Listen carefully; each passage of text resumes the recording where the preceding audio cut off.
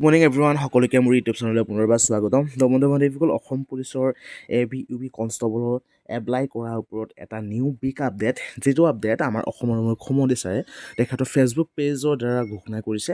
তো আজি এইটো ভিডিঅ'ত আপোনালোকক জনাব চেষ্টা কৰিম। তো আপোনালোকে এই ভিডিঅ'টি শেষলৈকে চাব, কিয়নো এইটো ভিডিঅ'ত আমাৰ অসম মুখ্যমন্ত্ৰী ছাৰৰ মন্তব্যটো আপোনালোকক শুনামটো আপোনালোকে শেষলৈকে চালে গম পাব যে কি নিউ এটা বিগ আপডেট ঘোষণা কৰিছে। তো বলক ভিডিঅ'টি আৰম্ভ কৰোঁ। যিমান পাৰে বন্ধুসকলে এই ভিডিঅ'টি শ্বেয়াৰ কৰিব, যদি ছাবস্ক্ৰাইব কৰা নাই তেতিয়াহ'লে চেনেলটি ছাবস্ক্ৰাইব কৰিব, যিহেতু বয়সৰ ওপৰত এটা বিগ আপডেট ঘোষণা কৰিছে। কিয়নো বহুত অসম পুলিচৰ যি age limit, normal age limit 18 বছৰৰ পৰা 25 বছৰলৈকে আছিল, কিন্তু ফাইনেলি আমাৰ অসমৰ মুখ্যমন্ত্ৰীয়ে 1 বছৰ বঢ়াই দিয়া হৈছে, ঘোষণা কৰিছে যোৱাকালি যে 18 বছৰৰ পৰা 26 বছৰলৈকে নৰ্মেল আছাম পুলিচৰ এজ লিমিট। আৰু কেটেগৰী ৱাইজত যিহেতু ৰিলেক্সেশ্যন আছে সেইটো বেলেগ কথা, কিন্তু নৰ্মেল যি এজ লিমিট 18 বছৰৰ পৰা 26 বছৰলৈকে বুলি ঘোষণা কৰিছে। তো তেখেতৰ মুখ্যমন্ত্ৰী ছাৰৰ মন্তব্যটো শুনক আৰু যিমান পাৰে শ্বেয়াৰ কৰক। পুলিচ কনিষ্টবল নিযুক্তিৰ সময়ত মোৰ যুৱ বন্ধুসকলে মোক ৰিকুৱেষ্ট কৰিছিল যে পুলিচৰ ৰিক্ৰুটমেণ্টৰ ঊৰ্ধ্বতম বয়স হয় 18ৰ পৰা নিম্নতম 18, ঊৰ্ধ্বতম 25 বছৰ।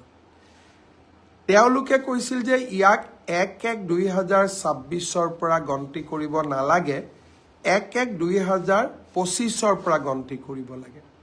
যদি আমি 1-1-2025ৰ পৰা ইয়াক গন্তি কৰোঁ, তেতিয়া আজি 18 বছৰ হোৱা ল'ৰা ছোৱালীবিলাকে ইয়াত অংশগ্ৰহণ কৰিব নোৱাৰিব। বহুত ল'ৰা ছোৱালী নিৰাশ হ'ব।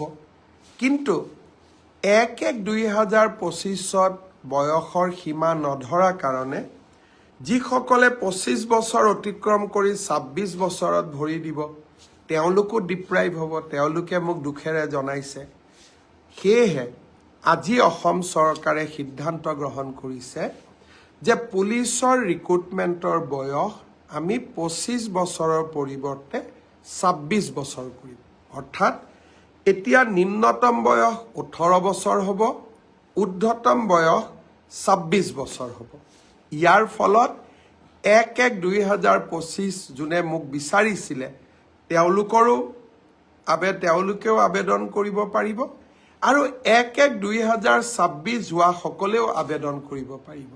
সহজ ভাষাত পুলিচত এপ্লাই কৰিবৰ কাৰণে হাইয়েষ্ট লিমিট, এজৰ ঊৰ্ধ্বতম সীমা আমি 25ৰ পৰা 26 বছৰলৈকে বঢ়াই দিছোঁ। ইয়াৰ সুফল মই ভাবোঁ আপোনালোকে লাভ কৰিব, আৰু পুলিচত আবেদনৰ সময়ো আমি 15 দিন বঢ়াই দিম, যাতে সকলো কেণ্ডিডেটে সোনকালে আৰু সময়মতে আবেদন কৰাত কোনো অসুবিধা নপৰে।